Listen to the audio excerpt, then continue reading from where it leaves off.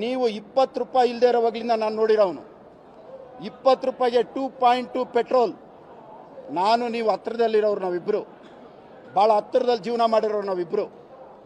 ನಾವಿಬ್ಬರು 20ನೇ ವಯಸ್ಸಿನ ಸ್ನೇಹಿತರುಗಳು. ನನಗೆ ಹಿಂಗೆ ಮಾಡಬಾರ್ದಾಗಿತ್ತು.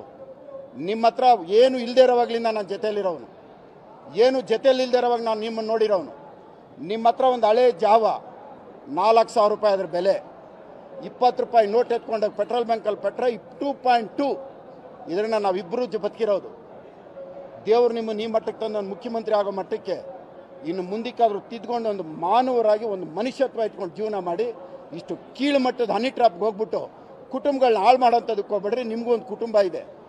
ಶಿವಕುಮಾರ್, ನಿಮ್ಗೊಂದು ಜ್ಞಾಪಕ ಇದೆಯೋ ಇಲ್ಲ ಗೊತ್ತಿಲ್ಲ, ಇವತ್ತು ಜ್ಞಾಪಿಸ್ತೀನಿ.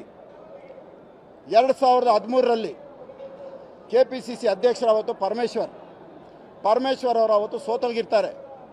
ಕಾಂಗ್ರೆಸ್ ಆಫೀಸಲ್ಲಿ ನಾವೆಲ್ಲ ಗೆದ್ದು ಬಂದಿರ್ತೀವಿ. ಆವತ್ತು ನೀವು ಕುಂತು ಮೀಟಿಂಗ್ ಮಾಡೋವಾಗ ಪರಮೇಶ್ವರ್ ಸೋತೋಗಿರ್ತಾರೆ. ನೀವೊಂದು ಮಾತು ಹೇಳ್ತೀರಿ, ಜ್ಞಾಪಿಸ್ಕೊಳ್ರಿ, ಅಥವಾ ಆವತ್ತಿನ ವಿಡಿಯೋ ಕ್ಲಿಪ್ಪಿಂಗ್ ಓಪನ್ ಮಾಡಿ ನೋಡಿ. ಸೋತವನು ಸತ್ತ ಅಂತ ಹೇಳ್ತೀರಿ.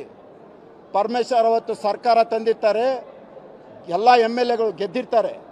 ಸೋತವನು ಸತ್ತ ಅಂತ ಹೇಳಿದ್ರಿ. ಪರಮೇಶ್ವರ್ ಮನಸ್ಸು ಎಷ್ಟು ನೊಂದಿರ್ತದೆ, ಎಷ್ಟು ಆ ಜೀವ ನೋವು ತಿಂದಿರುತ್ತೆ ಅನ್ನೋದು ಯೋಚನೆ ಮಾಡಿಲ್ಲ. ಸೋತವನು ಸತ್ತ. ಇದೇ ನೀವು ಕಾಂಗ್ರೆಸ್ ಅಧ್ಯಕ್ಷರಾದ ಮೇಲೆ ನಿಮ್ಮ ತಮ್ಮ ಸೋತ. ಇವತ್ತು ಅದೇ ನೀವು ಅವತ್ತು ಪರಮೇಶ್ವರ್ ಹೇಳಿದ ಮಾತು ಇವತ್ತು ತಿರುಗಿಸಿ ನಿಮ್ಗೆ ಹೊಡೆದಿದೆ. ಇದೇ ಜೀವನ 11 ವರ್ಷ ಆದಮೇಲೆ ನಿಮ್ಗೆ ಹೊಡೆದಿದೆ. ಅವತ್ತು ಪರಮೇಶ್ವರ್ ಅವ್ರ ನೋವು ಇವತ್ತು ನಿಮ್ಮ ತಮ್ಮ ಸೋತ ಮೇಲೆ ಗೊತ್ತಾಯಿತು.